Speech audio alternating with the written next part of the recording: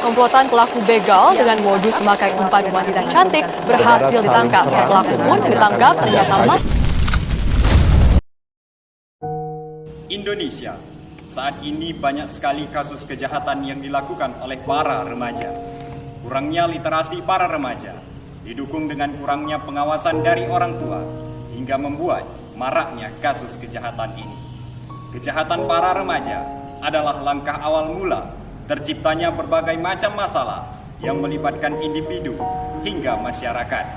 Perkenalkan, saya Irfan Fadilah Munte, calon legislatif Parlemen Remaja 2023 dari Dapil Sumatera Utara 2. Menurut Badan Pusat Statistik, jumlah kasus kejahatan yang terjadi pada tahun 2021 sebanyak 239,4 ribu kasus kejahatan. Dan menurut catatan Kepolisian Republik Indonesia, pada tahun 2022, jumlah kasus kejahatan terjadi sebanyak 276.507 kasus kejahatan. Banyak kasus yang terjadi membuat masyarakat ketar-ketir sana-sini. Keresahan masyarakat ini akibat dari minimnya pengetahuan dini akan pentingnya sebuah konstitusi. Berawal dari kasus kekerasan hingga membuat aksi geng motor dengan istilah senggol bacok.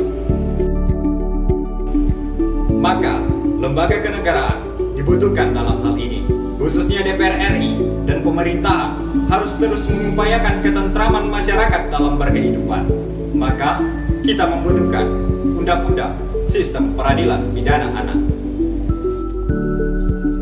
Jika saya terpilih menjadi anggota legislator, maka saya bersama dengan DPR akan memaksimalkan 3 fungsi DPR, yaitu fungsi legislasi, fungsi pengawasan, dan fungsi anggaran.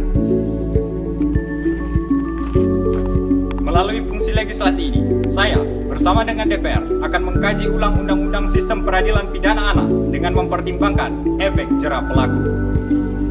Saya bersama dengan DPR akan bekerja sama dengan Kementerian Pendidikan dan Kejaksaan Negeri untuk mendorong tingkat literasi para remaja dan membuat program pelatihan dalam mandat Remaja Kenali Hukum, Jauhi Hukuman.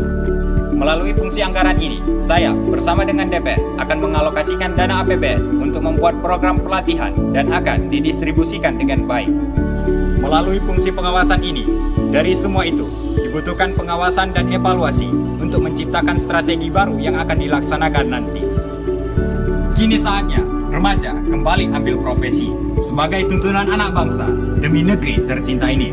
Remaja berkualitas menciptakan negara yang berintegritas. Rajin literasi membuat kita paham konstitusi. Remaja kenali hukum, jauhi hukuman.